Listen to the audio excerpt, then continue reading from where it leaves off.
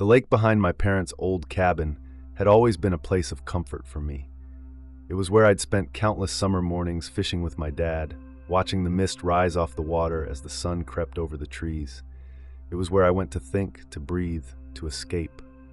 But this time, something about it felt different. My parents' cabin was nestled deep in the woods, far from town.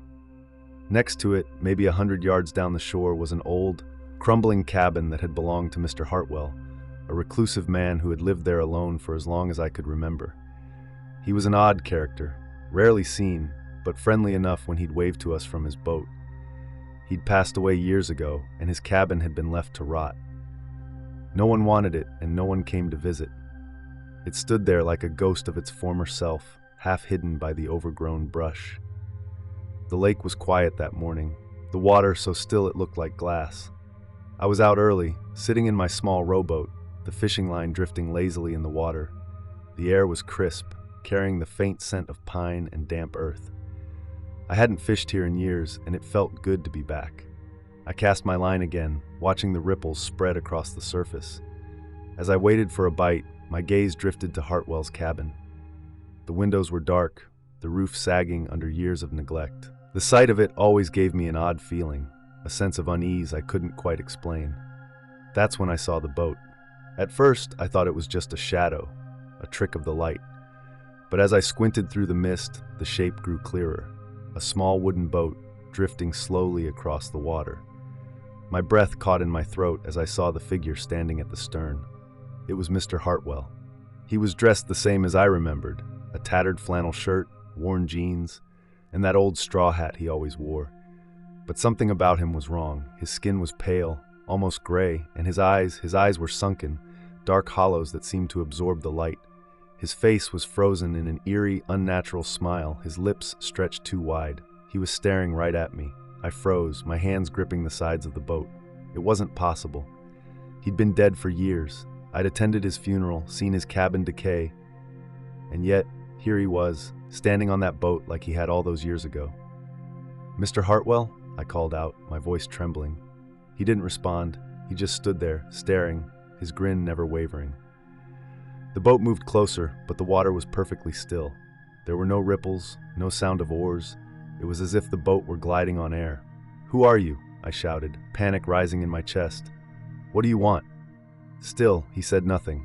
But as the boat drew closer, I noticed something else. The wood of the boat was rotted and splintered, waterlogged as if it had been pulled from the bottom of the lake. And his feet were submerged, disappearing into the boat as if he were part of it. I grabbed the oars, my hands shaking, and started to row back toward the shore. The boat felt heavier than it should have, the oars cutting sluggishly through the water. I glanced back over my shoulder. Hartwell's boat was gone. I reached the shore, my heart pounding.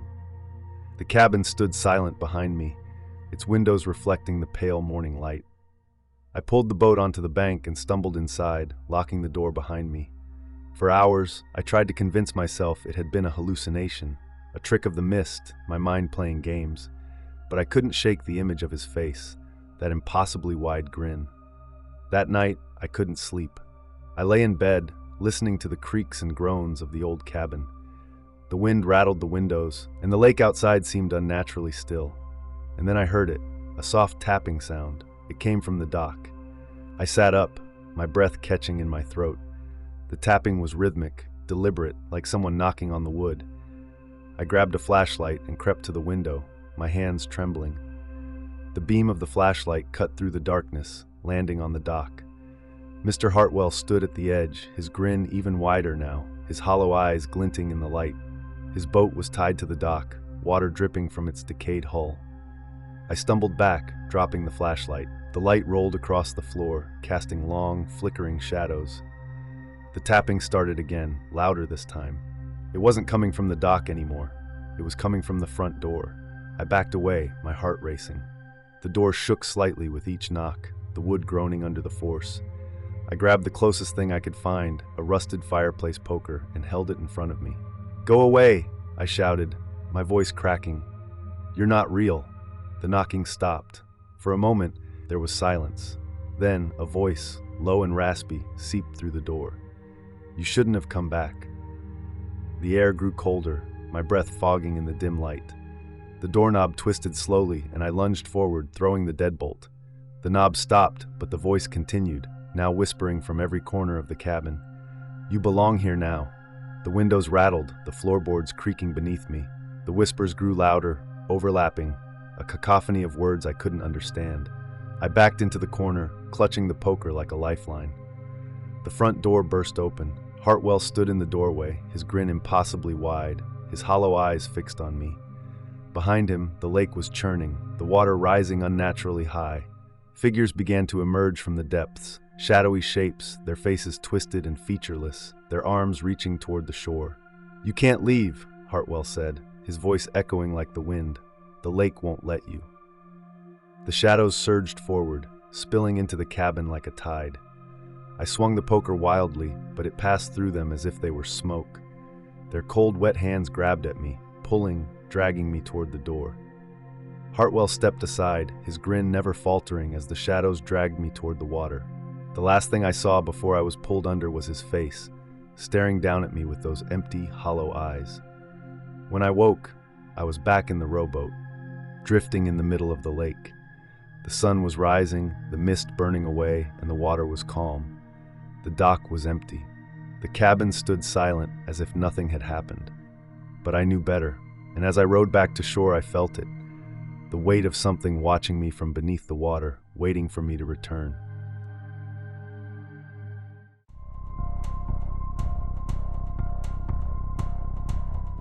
The lake was supposed to be our escape.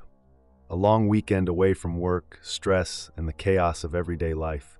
It was a hidden gem, tucked deep in the forest, miles from civilization. A friend of mine, Jack, had stumbled upon it years ago while hiking, and he'd been raving about it ever since. "It's perfect," he'd said. "Crystal clear water, no cell reception, no tourists, just peace and quiet."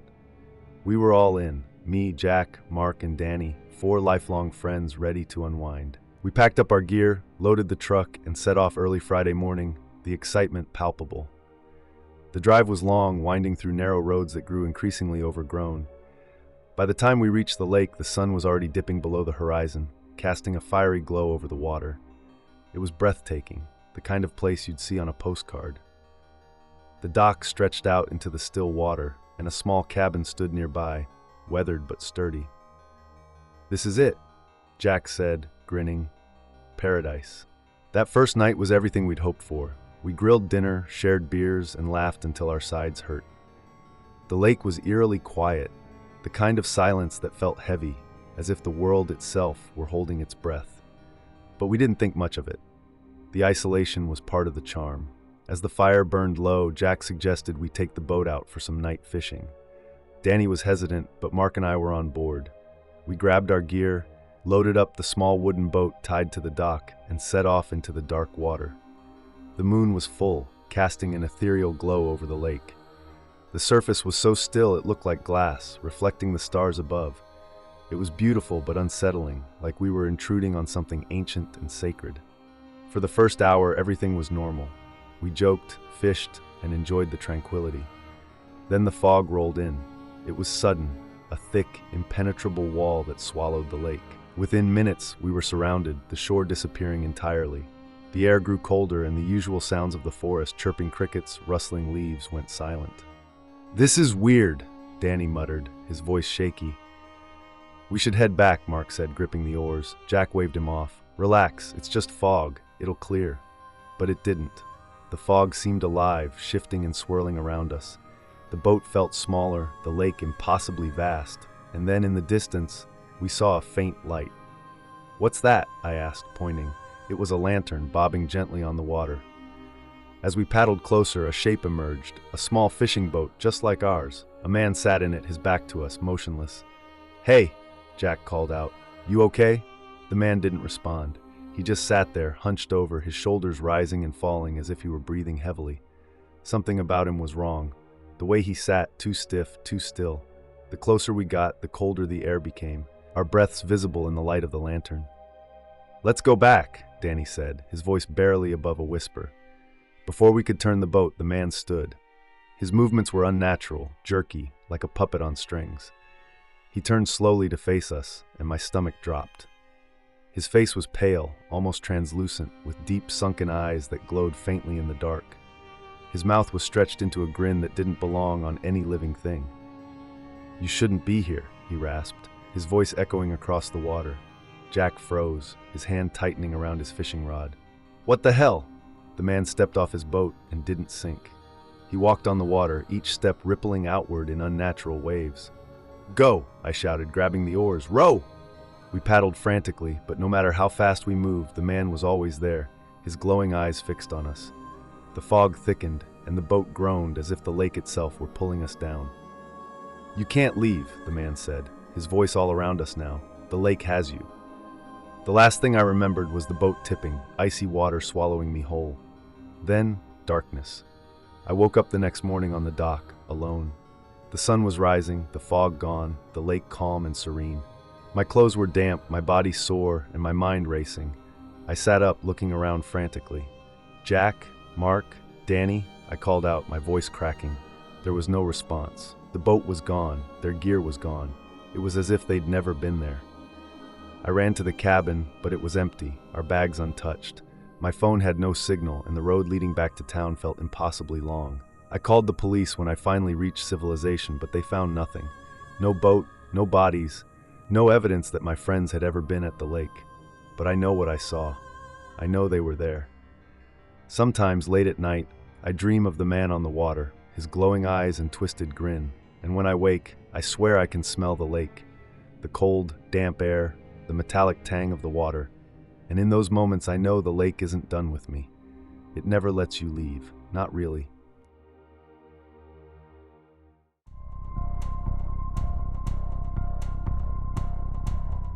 It was supposed to be a simple, peaceful day. My best friend Mike and I had planned this fishing trip for weeks, a chance to escape the chaos of work and life.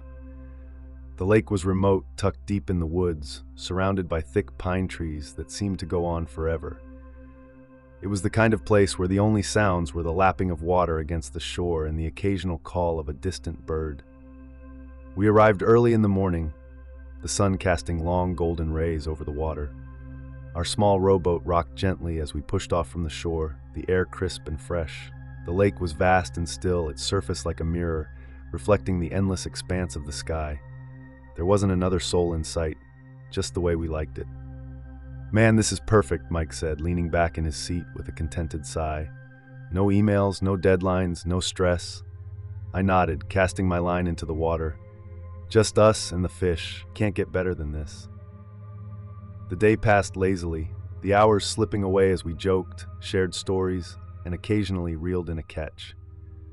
The sun arced slowly across the sky, turning from gold to orange as evening approached. We'd planned to head back before sunset, but the fishing had been so good that we decided to stay a little longer. That's when the fog rolled in. It started as a faint mist, swirling across the surface of the lake, almost beautiful in the fading light. But it thickened quickly, unnaturally so, rising like smoke until it swallowed the water around us. The air grew damp and cold, the temperature dropping sharply. Within minutes, we were surrounded by an impenetrable wall of gray. "Where the hell did this come from?" Mike muttered, his voice tense. I shook my head, gripping the oars. "I don't know, but we should head back. This feels wrong." I started rowing, but the fog was disorienting. The landmarks we'd used to navigate, the trees on the shore, the rocky outcrops, were gone, replaced by an endless expanse of gray.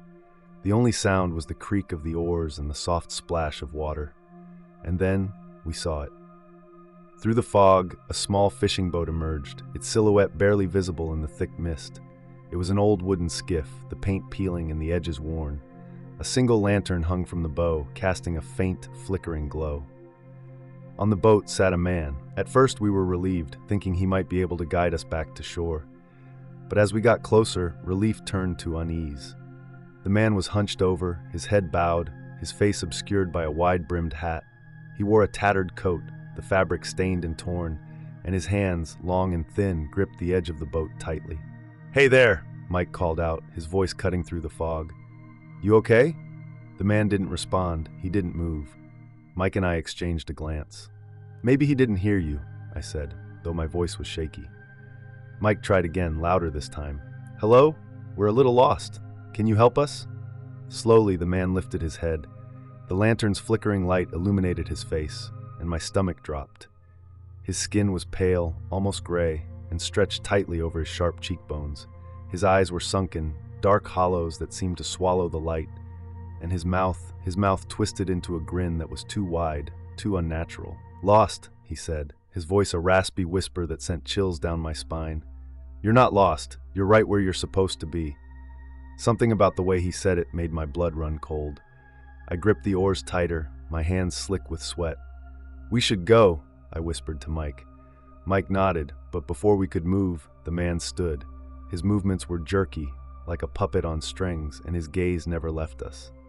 "You shouldn't leave," he said, stepping closer to the edge of his boat. "The fog doesn't like it when people leave." "What the hell does that mean?" Mike snapped, his bravado faltering. The man's grin widened, his teeth yellow and uneven. "You'll see," he said, and then, without warning, he stepped off the boat and into the water. We froze, expecting him to sink, but he didn't. He stood on the surface of the lake, the water rippling beneath his boots as he walked toward us. "Go!" I shouted, frantically rowing backward. The man moved faster than should have been possible, closing the distance between us with unnatural speed. His grin never wavered, his hollow eyes locked onto mine. The lantern on his boat flickered wildly, the light dimming as the fog thickened. "Row faster!" Mike screamed, grabbing the other oar. We paddled desperately, the boat lurching forward through the mist. But no matter how fast we rowed, the man stayed close, his steps eerily silent on the water. "You can't leave," he said, his voice echoing around us. "The fog has already claimed you." The temperature dropped further, frost forming on the edges of the boat. My breath came out in visible puffs as the fog grew so dense that I could barely see Mike in front of me. The man's silhouette loomed closer, his twisted grin cutting through the mist. "Why are you doing this?" I shouted, my voice cracking. He tilted his head, his hollow eyes narrowing. "I was like you once, lost, but now I'm part of it." "Part of what?" Mike yelled. "The lake," the man replied, his voice rising. "The fog, it's alive and it needs company." The boat shuddered suddenly, as if something massive had struck it from below. Mike and I clung to the sides, panic surging through us. The water around us began to bubble, the surface churning violently. "Do you feel it?" the man asked, his grin impossibly wide. "It's hungry." Without warning, a hand shot out of the water, a pale, skeletal hand that grabbed the edge of the boat. Another hand followed, then another. Dozens of them, clawing at the sides, pulling the boat down. Mike screamed, grabbing an oar and swinging it wildly at the hands, but they didn't stop. The boat tipped dangerously, water spilling over the sides. I tried to row, but it was useless. The hands were everywhere, dragging us toward the freezing depths. The man watched, his grin never fading. "You belong to it now," he said, his voice almost gleeful. The boat capsized. The icy water swallowed me whole, the cold searing my lungs as I struggled to surface. The hands were everywhere, pulling, dragging, their grip unrelenting. I screamed, but the sound was lost in the depths. Through the churning water, I saw Mike, his eyes wide with terror as he was dragged under. The man stood above us, walking on the surface as if it were solid ground, his lantern casting eerie shadows. The last thing I saw before the darkness claimed me was his face, peering down at me with that impossible grin. I woke up on the shore, coughing up water. The sun was rising, the fog gone, the lake calm and serene. Mike was nowhere to be found, and the rowboat was gone. But out on the water, I saw the man's boat, drifting silently. The lantern still burned, its light faint and flickering, and in the distance, just beneath the surface, I thought I saw shadows moving, hands reaching, waiting.